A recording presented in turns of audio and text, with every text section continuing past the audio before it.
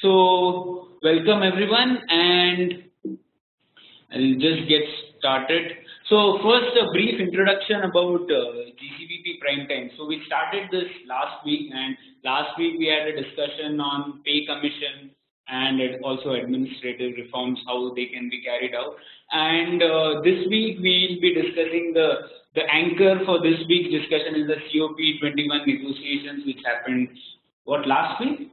Yeah, last week, right? So GCPP Prime Time is a weekly webinar series on policy issues. Our selfish motive here is to get you guys off TV and engage you in policy conversations on this platform. And just for the introduction sake, for people who are not familiar with GCPP, GCPP stands for Graduate Course in Public Policy. It's Takshila's flagship online course on public policy. And what we realized while doing GCPP is that we were having very interesting conversations, but they were limited to the audience, the people who are taking the course. So we decided, why not open up some of these discussions to a wider public, and hence we have started GCPP Prime Time. It will be done on a weekly basis on interesting policy issues. And for people who want to know more about GCPP, just log into the URL given below. Fine. So here we get started with this week's issue, which is COP21 negotiations and climate change in general. So I have with me our resident authority on climate change at Takshila, Pawan. And Pawan runs knowyourclimate.org, and he also runs an urban weather network in the city. Let's discuss. I don't think the thing is resident weather climate authority, but resident climate nut, right? Yes. So yeah, that's me. Yes. And so we'll discuss a bunch of issues related to COP21, but before that we'll also discuss about climate change. The reason being, Pawan, that so someone had made this taxonomy of a climate change skeptic, and I found this interesting. And since someone had taken so much effort in making this, I thought I'll utilize this. Okay. So in this entire taxonomy, I am the one who lies here. A person who is actually skeptic about the responses. Especially from a geopolitical angle, I think climate change negotiations just don't work. Right. So I am a skeptic in that sense. So before we start off with COP21, I had some questions. Well on this a little. Right? Thanks. I think people have varying levels of discomfort with various things. Right? So one is the idea that the climate itself is changing, right? And we will go through these things perhaps one by one before getting into the main three questions that we will come from. So people, some are sort of concerned about whether climate is really changing, whether we are causing it, whether we should really bother about it, or will things get sort of corrected on their own, and sort of skepticism and government intervention of various sorts, right? So you're right, you have skeptics at various levels, and so long as the skepticism is evidence-based, it's healthy. Sure. But one of the problems is, I mean, just like you have creationists in the world today, 150 odd years after Darwin. So sometimes the questions have been answered, they've been answered to most people's satisfaction, but they keep coming back. Right? So I think that's the kind of a challenge that we're dealing with in and around climate change today. Okay, so yeah, fire away and then we'll get to the main thing. Fine. So these are some of the questions that I wanted you to answer. So first thing, is the world's climate really changing? A quick answer. The quick answer is yes, unequivocally yes. Okay. So the IPCC comes out, for example, with these reports every few years, right? I think there's no doubt that temperatures in the world have been rising in the 20th century and since, say, 1850. Not only that, but in the last half of the 20th century and even up to, say, 2015 now, the temperature change has been faster than, say, 1900 to 1950. So at least for temperature, it is completely unequivocal that temperatures are rising, and all evidence and all simulations point towards that the rise will continue to happen and perhaps accelerate. Okay. So, I just want to add a caveat here. So Now we can spend hours and hours talking about all the various details of how people gather the evidence, how do you do the simulations and so on. So for the purposes of this discussion, I'll just stick to making a few statements. So bear with me. I'm sure we can always have a separate discussion on this on an extended basis as well. Okay, sure. Thanks, Mohan. So, assuming that the climate change is happening, Vikram said it is definitely happening. So, is there evidence to prove that climate change in the recent times is anthropogenic in nature? Okay. So but before that, sorry, let me just complete the answer to the first question. The easy thing is, right, so the signal, so there's always a lot of, climate is always varying. Right? So climate itself means it's a long-term average of atmospheric conditions in an area, right? With weather being the day-to-day experience of that of local atmospheric conditions. So there is natural variation that happens with the monsoon, with how hot your summers are, with how cold your winters are, and so on. So the idea with climate change is that there is a signal which is saying that the climate is changing or the temperature is increasing beyond the noise of routine variations. Right? These routine variations can be between 2 years on a decadal time scale. For example, the monsoon is known to follow a 30-year cycle, like where it goes up and down. So the signal is going beyond that. And the easy thing about temperature is that pick a city in the world. Okay, pick a city which has 100 years of data. Plot the data, you will find that it goes up. You can visually see that it's gone up by a degree or so. Right? So, for example, I'd encourage all of you to go visit the Goddard Institute of Space Studies. There's this wonderful thing where I think about a few hundred weather stations from across the world which have reported at least 100 years of data. And the data has been put up both monthly, annual averages and so on. You can go check them out, plot them on a graph, sort of see for yourself that your own area is changing. In fact, having grown up for Michael Crichton, I was a climate skeptic, say, about a decade ago. So that's how I came into this, and it's only when I started seeing some of these things myself through data that I got it. Okay? So now let's jump to the anthropogenic question. Right? And unfortunately, there is no way for you to experience the idea that climate change is caused by human factors. If you think that climate change is man-made because of experiential reasons, I'm sorry, you're mistaken. Even if you think that the climate is changing or the temperatures are going up, because you felt that in your childhood, Bangalore was I'm sorry, the human body, be it a farmer, a city resident, or a scientist, the human body is a completely fallible instrument. Right? You need a weather station to measure some of these things. Like if I ask you, was it colder 3 winters ago or was it colder 5 winters ago? You cannot give an intelligent answer. Right? We remember some things, but that's about it. So when it comes to anthropogenicity, let me say that the short answer, right? I think I have a slide which can show some of it. Is that when people started building complex models, right? So because the Earth exists as it is, you cannot really put the Earth, you cannot build a second sort of a paper mache Earth, right? And then put it in a laboratory and then test everything that you want to test, right? Pull out what factor you want to pull out, put in what factor you want to put in. That's what you would do in laboratory science, right? So in the real world, this doesn't happen. So what you need are complex simulations of the world, right? So these are called global coupled atmosphere, ocean, land models, right? So and these models have been steadily improving.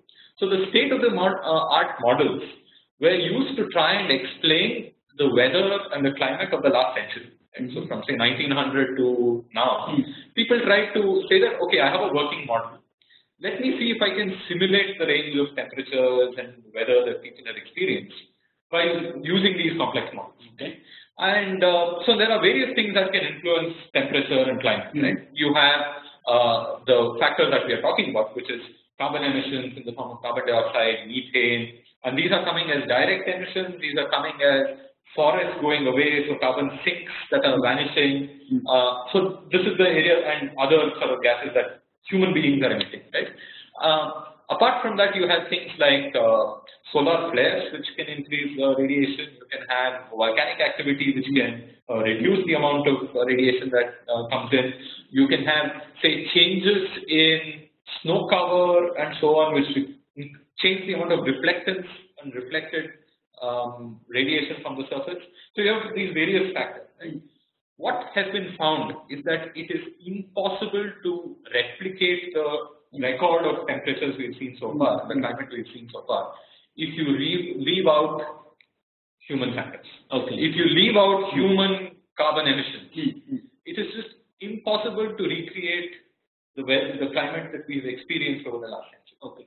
Right. So, I mean, again, I'm sorry, I'm using inaccurate words. It is highly unlikely that we will be able that without the human agency. This is not one model, right? This is thousands of people running thousands of models, various iterations of the same model, and so on. They're in, with whatever confidence level, they're just not able to replicate what has happened, right? So it's a sort of complex things to get around, right? Okay, that we are finally saying that a simulation said so, and that's what we are resting on. But I would argue that this is the best form of evidence we have. Right? For example, I believe that economic growth is vital to India, right?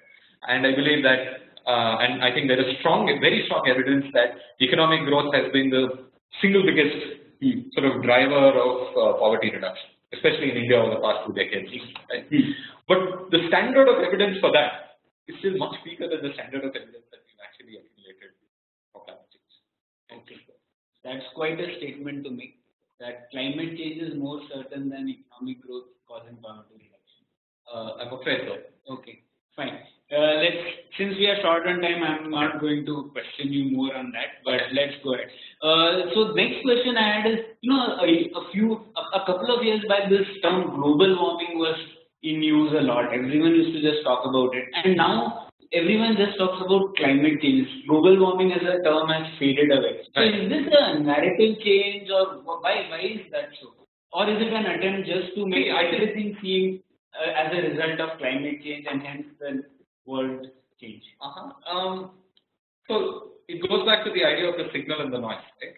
So the change in temperature is the most visible signal because of whatever changes that are happening. Right? So in that sense, it started with global warming, and I think that itself was a narrative, right? It was a very convenient metaphor saying the whole world is boiling. Oh my God, do something, alarm, danger, do something. Right? But there were also people who said that, hey, I'm living in a frigid, frozen wasteland in the tundra in Canada or Russia. So a little bit of warming is actually a wonderful thing, right? I can start farming in places where there was permafrost. So there was those things, and also over time there was more evidence that accumulated that there's measurable evidence that other things are changing, right? That extreme events are increasing, that your cyclonic and hurricane systems are being affected in complex ways, that your monsoonal cycles, your global sea currents and so on can get affected, right? All those are driven by temperature gradients, saline gradients, and so on. So you could have droughts, you could have floods. Again, all these. The idea that they might be changing is with various likelihood. The idea that anthropogenic factors are causing this difference of livelihood. But essentially, the idea that it's not just a temperature thing, but a lot more. And eventually, I think everyone is now talking about climate change and not so much about global. Okay, so it's just not narrative changes. There is some that yes, but you can also argue that global warming is a phrase that is now very much associated with Al Gore and many of his actions. I mean, some of the alarmism has lost some credibility, right? So there are some narrative points there as well. Okay. So let's sort of hurry on. I think there are the 3 big questions to get to as well. Yeah. So I'll answer quickly. Yeah, I just want to ask the last question here. So, this differences in the sea level rise almost border on fear mongering. Right? Some people say 3 meters, some people say 2 meters, and hence I am slightly skeptical of those. Right. So what is what does evidence say? I think evidence, and I would really defer to IPCC reports on this simply because it's not IPCC doing any of it. Right? What they're doing is a review of reviews of all the literature that has come up. And I think the consensus from most models says that you're going to experience maybe 0.5 to 2 meters of sea level rise between now and 2100. Right? So this is not as alarming as what many claim to be. So there are some what are called semi-empirical models which claim that there will be higher than 2 meters sea level rise. But most empirical models that are out there, these big models that I was talking about do not usually talk about anything beyond 2 meters. But I'd say that even 1 meter, right, and we have experienced between 40 and I think 50 centimeters of increase in sea level over the last 100 years or so. So even another meter means a lot, because 1 meter increase in the mean sea level rise globally would mean a variation of anything from half a meter to 4 meters across various regions. It could also mean that your storm surge goes from 10 meters to over 30 meters, right? So I would not trivialize this, but you're right that there has been a significant amount of alarmism, especially when it comes to sea level. Okay, great. So I think after this part where we just covered what is climate change and is it real, I think we'll go to the next part where we'll discuss more about COP21 in specific. Okay. So my first question to you is, what did COP21 negotiations in Paris accomplish, and how were they different from the whole range of negotiations that we've been witnessing earlier as well? Okay. So I would say that Paris has been a continuation of incremental efforts. Now, what I'll say, I have a few very, very quick slides here. I don't want to burden you with too many details. I think there's plenty and more that can be read online. So this whole process of international negotiation started around 1992, the famous Rio summit, where this thing called the UNFCCC was formed as a body. And the idea of an annual conference of the parties was something that started in 1995. Right? And in 1995, it was sort of realized that, hey, we need to sort of tackle carbon emissions and greenhouse gas emissions globally. And the process that started in 1995 resulted in a 97 Kyoto Protocol that most people would have heard of. Right? Kyoto Protocol essentially says if you're a developed country, if you're a rich country with high emissions, we will impose caps on you so that you reduce it even below the levels that you were in 1990. Okay, say 25% below 1990, something like that. And Kyoto Protocol importantly said that the protocol will have binding penalties that will be imposed on countries if they don't meet those requirements. But the reality is that some of those deadlines started passing in the last sort of 5 years. And you had many countries, I think Canada and Australia. Canada was defaulting in a big way. It had to pay a few $1 billion in damages. And they didn't. They sort of said, sorry, we're not going to honor this, right? And this was also in Canada, it was Stephen Harper and his government that was in power, if I'm not mistaken. And so you had a conservative right-wing party is saying, hey, many of my guys don't even believe in climate change, I'm not going to pay anyone any money. Right? So that was a failure, which I think you can tell me. International relations at work, right? There's no international government to impose penalty on them. So, I mean, what's different in this one though? Why do you say it won't fail? So one of the funny ways in which this agreement may not fail is that none of those really hard, sharp sticks are there. Okay. Have been put into the work. Okay. So there is no Danda Niti as a part of the latest round of negotiations. Right? So you have that in protocol. There were other things. There was a Bali round. There was a Doha action. There were many things that happened. But you also had this thing where you had something called a Green Climate Fund that was launched in 2009 in Copenhagen, where essentially the idea was rich countries will contribute to a fund which can be used by developing countries and others to reduce emissions. Right? So in order to buy new technology, upgrade reactors and plants and so on. Now, $100 billion was promised. We have not realized most of it. Okay, so that was the backup. There are many, many other things. I'll allude to them a little later. So when we come to Paris and COP21, again, there's Sherpa work for this that started in Bonn last year. There's a lot of things that go on even before the summit actually begins. Right? So the stated aim of this agreement. So one of the reasons people are celebrating Paris was that some agreement was actually signed. Okay. So there was sufficient emphasis to sign an agreement even before. Somehow it was not inked. So the idea that yes, something got signed has been seen as a cause for celebration among many people who are working on it. Right? Okay. The second is that it has a very grand aim that so there's I think Dr. Hansen of the Goddard Institute, who was one of the first people to even do a climate model in the 70s and so on, has been pushing the envelope from then. Him and many others have said that once you cross the 2-degree mark of increase, right, you're going into dangerous territory. Or they are actually even arguing, even if you don't hit 2, you're in dangerous territory. But the idea that all kinds of escalating effects can happen. After that, the Greenland shelf can melt, the Antarctic ice shelves can melt, and so on. Right. So the idea is to keep it below 2 degrees. And this agreement says very grandly that they are going to try and limit temperature rise to only 1.5 degrees. Okay. Above historical levels. Now, the way they have done this is instead of a Kyoto Protocol sort of mandating who does what, or any other mechanism sort of from a climate justice angle, from a carbon budgeting angle, I'll get to it later, which will determine how people are going to reduce emissions. Right?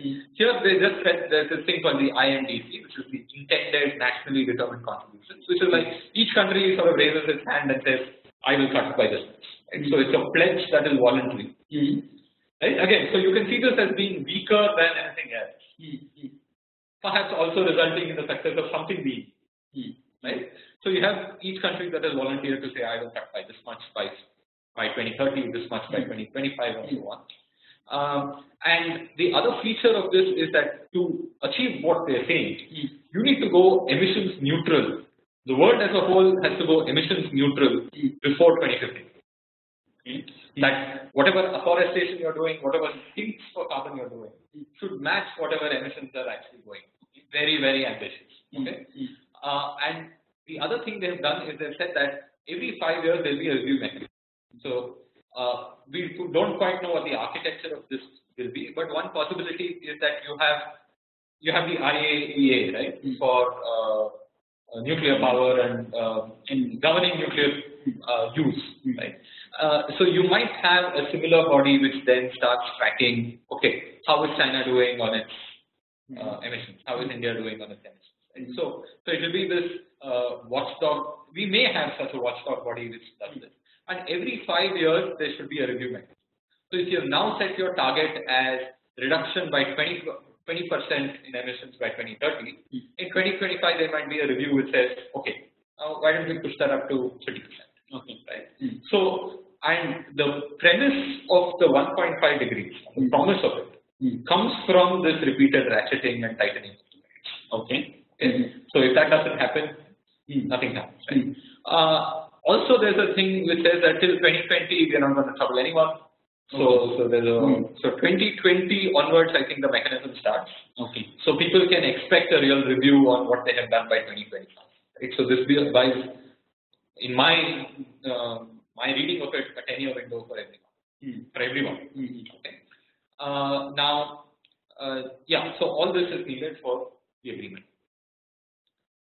There are some sort of small little nuggets you guys might want to sort of look at. One is this noise that was going around about shall versus should reduce emissions. Right? So shall in legalese is considered a binding term, whereas should is considered a voluntary term. Right? Okay. So shall was a part of the agreement. The United States did not want shall, they wanted should, and they pushed for it hard, and some say through subterfuge, some say through whatever. In last minute, the deal changed from shall to should, then it got passed, right? So, but here's where I find the entire international sort of writing on this very funny. Right? Shall to should is a dilution, and that dilution was pushed through by the United States, and that dilution was necessary for the agreement to be linked, to be inked by the person who diluted it. So and this is being celebrated now as saving the negotiations. So you have to think hard and sort of. And the agreement itself was a diluted version of the previous agreement, right? So, but to their credit, I think the idea that there is something that is aimed, the idea that there is a signal that's been sent out, that a norm has been set, I think makes a huge difference, or makes some difference at the very minimum. And the idea that you will have a review mechanism that it's like you're going to a parent-teachers meeting. Right? Nobody can really do anything to you at a parent-teachers meeting. But the idea that your parents and your teachers are meeting, that your citizens and the world are talking about this, might result in mutual pressure and independent pressure on countries. Okay. One of the long-standing principles in all of this is this idea of common but differentiated responsibility, right? That yes, it's a common problem, yes, it's for everyone to solve, but responsibilities are differentiated. Some countries have more responsibility than others. So there's been a long-standing principle. There have been tremendous efforts by the United States and many other countries to get this completely off the table. Okay. And one of the things is this principle sort of survived in the agreement. Sure. I think we can go ahead. Okay. We'll discuss this later in the Q&A section. Okay. Short on time. We'll just go through the other two questions. Okay. So, how best do you think India should engage in climate negotiations, considering that there is this 10-year window now? So there's a 10-year window for everyone. Yes. Okay. So see, climate change is essentially a prisoner's dilemma, right? Where you want everyone else to tighten their belts, but you want not. I mean, let's face it, every country wants that, right? And India especially has, I think, a stronger moral case for this as well, saying that look, we didn't use up most of the things. The idea of the carbon budget was also there, right? That you guys have already used your budget, so stop emitting. We still haven't done it. Right? So the good thing that India got out of the negotiations is that there's been no commitment that India should peak its emissions by any particular year. For example, China has committed that it will peak its emissions by 2030. We don't know the height of the peak, but we know that they will peak by then, or they have said so. India, there is no commitment for India to peak at any year. There's only an admission that they will reduce emissions, but they will reduce emissions intensity. So per unit of GDP, okay, they will slowly reduce emissions intensity. But the aggregate can still go up. Can and will and should and shall. And also, I think India has also committed that it will look hard at renewables and at alternate sources of energy, which frankly India is already doing. So in terms of how India should engage in it, unfortunately India has long put climate negotiators as a punishment posting for many Europeans. I mean, you had some outstanding foreign diplomats and so on who have been here, but it was in part seen as a punishment posting. India was doing a lot of things at home, but it was never really sort of showing this to the international world, saying, hey, look, we are doing so much, right? China would make a big song and dance about it. I think we were weak at that. I think we improved that tremendously. I think some of the things that Mr. Modi has done has shown that India is serious about this, including, say, forming a solar alliance. And some other things like the 14th Finance Commission that you've written about, right? That they use forest cover as an incentive for how many grants they give. In effect, I think, as Arvind Subramanian has written, this is the largest sort of fiscal signal and fiscal incentive given for afforestation anywhere in the world. Right? So I think India is doing plenty. It should talk about this. The other thing is India should not get cornered in negotiations. India has been the fall guy in climate negotiations for a long time. It's a tough position to weasel out of, but I think we should start. We have started doing that. I think we should continue to do this a lot more. And at the same time, be serious about adaptation at home. Right? We have flooding issues. We have agricultural productivity issues, and we have drought issues. And these are things that we need to start fixing. One part is better infrastructure, another part is genetically modified organisms for crops. There are many, many answers that are and I think in that we have to be a lot more serious than how we are dealing with just the mitigation risk. Yes, true. Yeah. So, last question before we open it to the participants. So, what other aspects of climate change do you think should be on the international agenda? Are there, apart from what we are doing already, are there other solutions that need to be explored as well? I would say yes, simply because of I think that even if COP meets all of its aims, right?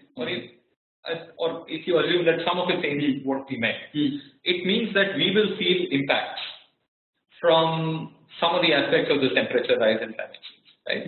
And some of these impacts can be local, which countries have to just manage on their own. Many of these impacts can be global or on a global scale. Right? So you need coordination and mechanisms to be able to act on a global scale. Right? So there are two things. There's one which is a research paper that we've just put out, which is saying that there is a non-zero risk that there'll be international waves of migration and displacement. right? So suddenly if 1 million people have to flee their country and sort of seek refuge elsewhere, currently it's going to happen very, very chaotically. So can there be a mechanism to sort of coordinate? So we've proposed the idea that if you have a relocation insurance, right, that people buy into, that gets also funded, and this insurance can be a mechanism to sort of diffuse the vector, right? So this is just one example. Another example to me is actually one of our alumni, one of our students, Karthik Madathil, pointed us to a recent piece by Thomas Schelling, nuclear strategist of Europe, who says that maybe you want to look at mega scale engineering alternatives as well. And that's one of the things that should be discussed. Like for example, do you need a coastal wall that spans multiple borders to ensure that your coastal cities work? Right? Just like you have the Suez Canal and the Panama Canal where you have interlocked little channels of water. Maybe you need something like that. Right? There's even this outlandish idea. Again, it seems outlandish, but hey, I think human beings have continually transformed the face of the earth like nothing before. Right? So there's no reason for us to stop now. Is that maybe you should just dam the Straits of Gibraltar. That you make the Mediterranean a genuine lake, and to ensure that if the Greenland ice shelf sort of floods the Atlantic, it doesn't creep into the Mediterranean. Right? So again, these might seem outlandish to many of us. But the idea is that we should have discussions on a lot more. Currently, yes, in name at least, the COP talks about the climate fund, some adaptation help, some technology transfer, a few sort of token ideas to say that, look, we're not just looking at mitigation. But I think there's a lot that can be done on that front. We're not doing that just yet. Okay, thanks, Bang. I think 3 minutes. Yeah, I think what we'll do is we'll just take a few questions and then we can discuss some more topics based on the questions. So, folks, if you have any questions, just raise your hand. It's a button right next to the participant window, and I'll unmute you. You can ask a question then. Are there any questions on Twitter?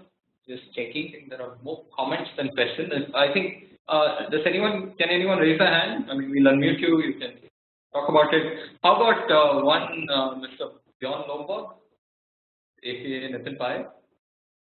Mr. Bjorn Lomborg, do you have a question? I think he's chosen to stay strategically silent. I think he's convinced of the evidence that Pawan has provided. Anyone else? Wait, yes.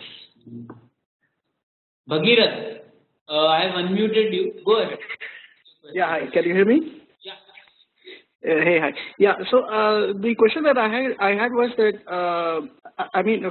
following from COP21, it looks like the focus has shifted away from all the causes of global warming to just an energy focus. And I just saw a chart somewhere which said that it's just only about 25% of the causes of global warming is energy related.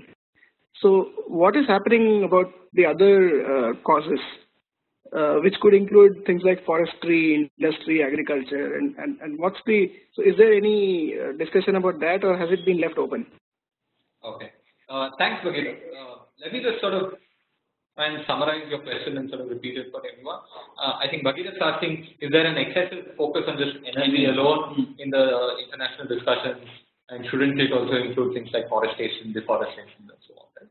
So Bhagirath, the answer is the focus is on net greenhouse gas emissions, right? So net greenhouse gas emissions can come from methane generated in your paddy fields which have standing water. Net emissions can come from deforestation.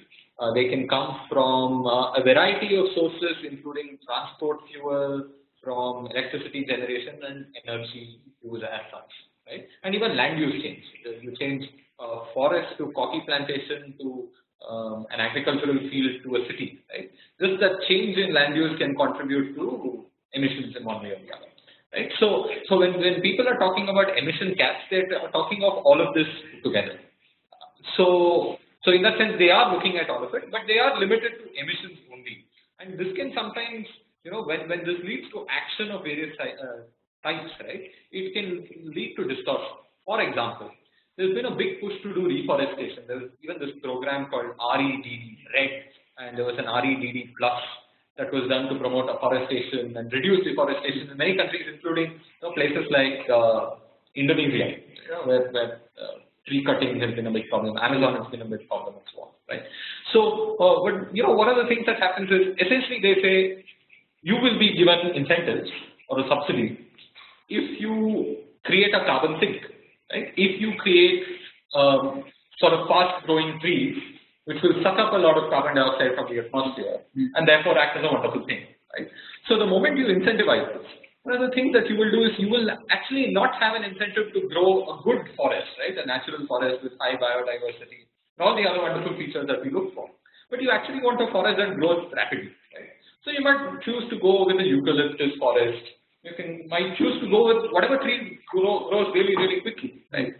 So what you have done is, yes, you have reduced carbon emissions, but yes, there is a biodiversity that's also under threat.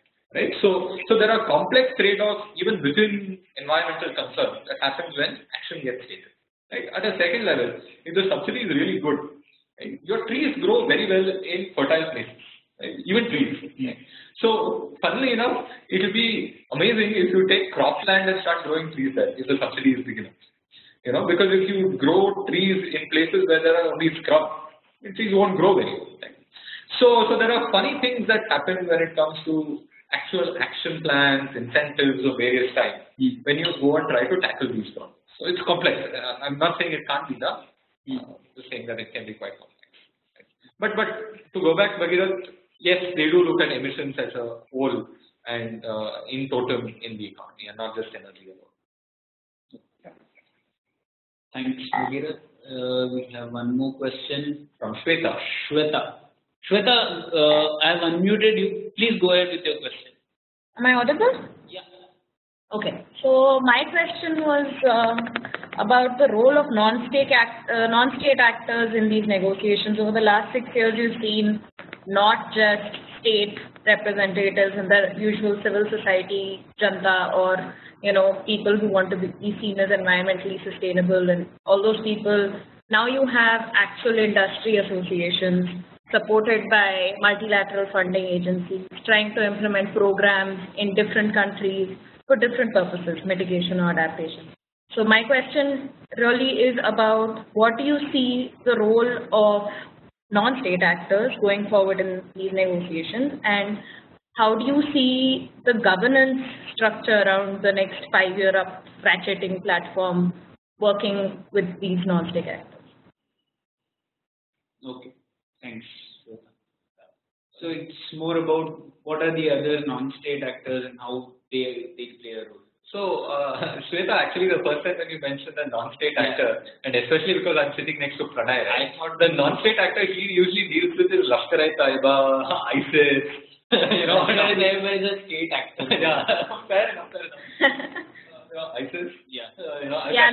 Non-geopolitically loaded terms then. Scary people with guns, or sometimes clowns with guns, right?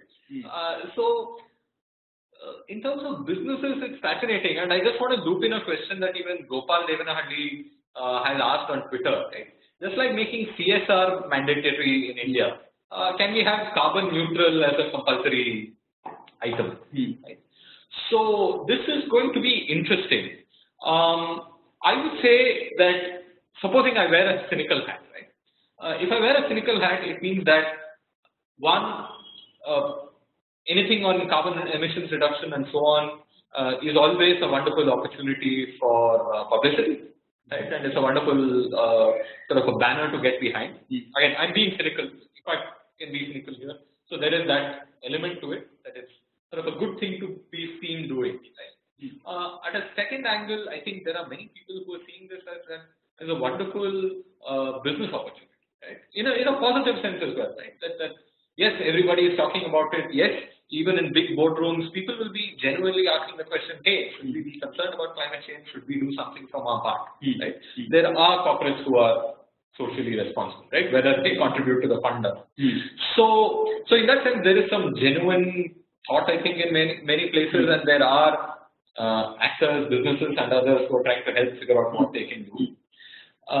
But I would say that the bulk of this would still come from state action, right? So if sort of states and sort of countries set up incentives for businesses that operate within their country, some in the forms of rules, some in the form of incentives and subsidy structures, and so on, to be more climate friendly, right? Or to be weaker, or to reduce emissions, right? I think that will still play the predominant role. And maybe you can have solutions that come out of the private sector. So, for example, there are some massive geoengineering ideas that have been floated up, right? And some that were considered ridiculous 10 years ago, suddenly people are waking up and saying, hey, maybe I should think about it, right? From sort of dumping sulfur, iron sulfur bacteria in the Indian Ocean to all kinds of fancy things, right? Where these algae in the ocean will absorb carbon from the atmosphere, right? So there are some things that look fantastical. But some of these things, maybe if you have to do it at scale, you need a large private sector entity to be an actor and a champion or something, right? So I would say that yes, they might have to play a role, but it would still be states that define the role. I think civil society and people have a different role to play because we are at a stage now which is where environment has a political constituency in many European countries, right? People vote on the basis of environmental friendliness, however they perceive it. So that means that suddenly the dynamic is not just a prisoner's dilemma between states, but a complex negotiation between principals and agents within their country. Right? So I think that makes things more interesting. Any other questions? Okay, while someone asks, Pawan, I have a question. So, after listening to you, I think my skepticism on climate change as such has changed, also from what we discussed in the morning. But my skepticism on whether the COP21 will work still remains. But what I can say, what will work and what has been done well is there is this.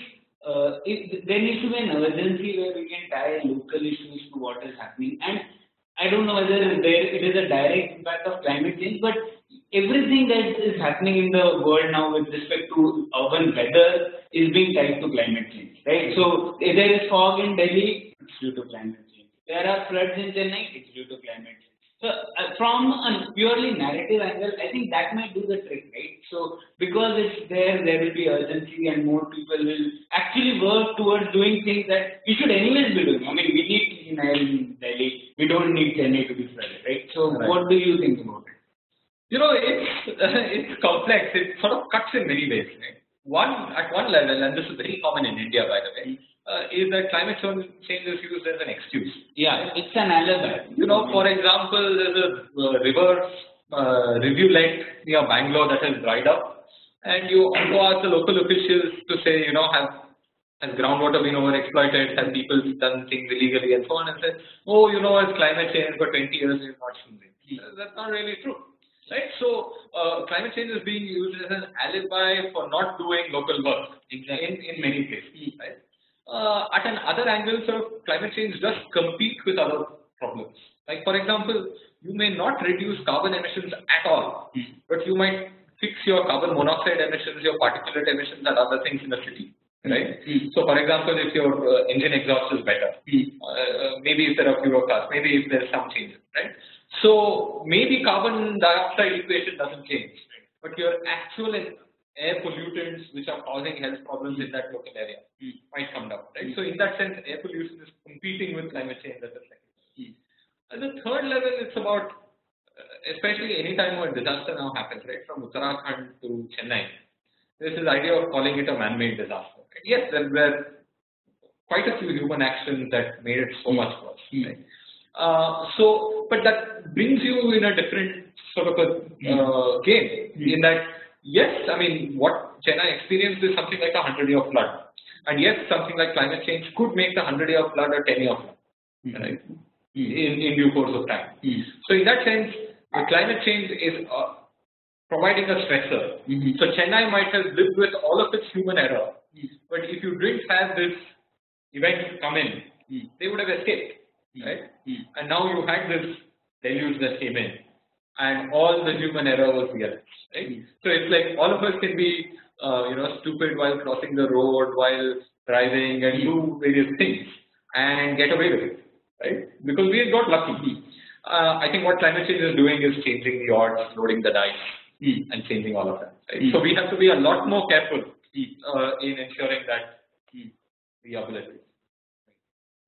Okay, thanks. I think we've run out of time. It's 8:47. Yeah, we take one last so with the permission of everyone here, maybe we'll just extend it by another 5 minutes. Okay, we'll just take another question. I think Varun had his hand up. Varun, do you have a question? Hello, am I audible? Yeah. Hey, hi. Yeah.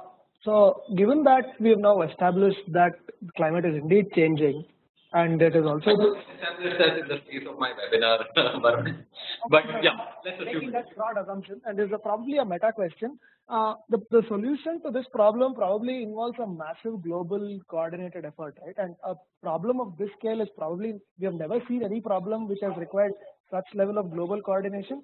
So do you think the approach of the current approach, or the current approach where people meet like a COP negotiation, is the right way to even address this problem, or is there any other way to even look at this problem, given that this is probably an unprecedented problem? I'm not so sure, Varun. I mean, unless you have a global government, right, and the people are willing to surrender sovereignty to a United Nations, which I would argue that we should not do at all. I think some form of a negotiation has to be done, right? And as these negotiations go, there are complex frameworks that get discussed. There's higgling and haggling over a word here and a word there. All international law often operates like that, right? Where international law really sets a norm and sort of marginally increases the cost of violating the norm, right? By international pressure, by international norms and so on. So I'm not so sure, but I just like to say this, and maybe we can conclude with this. One of the things that has happened is that in most Western countries, most advanced economies, the energy demand has sort of plateaued, right, by and large. In some cases, it's even declining. The decline is happening for a variety of reasons. Right? For example, in the United States, what people have seen in the last 20 years is a movement from suburbs to the cities. People have relocated to the sort of city centers, right? And prefer to now live in an apartment complex compared to, say, a suburban individual home. Just this move alone has reduced in overall emissions in the United States. The second thing that has happened is efficiencies have broadly improved. Technology is broadly improved. The other big thing that's happened is the shale revenues. Right? So people, essentially energy production in a big way has shifted from coal to shale. The moment you shift from coal to shale, you have a dramatic reduction in emissions because per unit it's much lower, right? So a cynical view would say that the emission reductions that the EU, the US, and others are committing to are those that they are naturally going to see. The other cynical view from the US-China pact is that China has so rapidly expanded its thermal capacity that that's about it, that they have no choice but to peak at 2030. And so they made a virtue out of what was not a necessity but an inevitability, right? So there is that angle. And they can now proudly say that, look, I am reducing things. Right? And there is also a big endowment effect involved, where this is something that they already have, and then they are willing to let go with a little, whereas this is not something that India already had. So yeah, I think India should go into this eyes wide open. At home, I think we should also be looking at all of the above. Like going back to this, Indian energy needs have not peaked, are steadily rising, right? Our demand is steadily rising. No matter how you slice the cake, no matter how you redistribute the electricity, right? So our answer is all of the above. We need solar, we need wind, we need nuclear, we need thermal, hydro, everything. And we need to ramp up production of everything, and then ensure that people are actually paying for it and receiving it. Yes. So, probably would we want to end with that? Yeah, I'm glad that we ended on a realist note, and here I would like to quote from Yes Minister, because you use the word cynic. So a cynic is what an idealist calls a realist, and you ended on a realist note, not a cynic note. Okay, so thanks, Pawan. We've recorded this webinar as well. We put the links out on our Twitter handles, etc. So thanks all for joining in. Until next time, next week, where we'll discuss another policy issue. Good night. Bye. Thank you.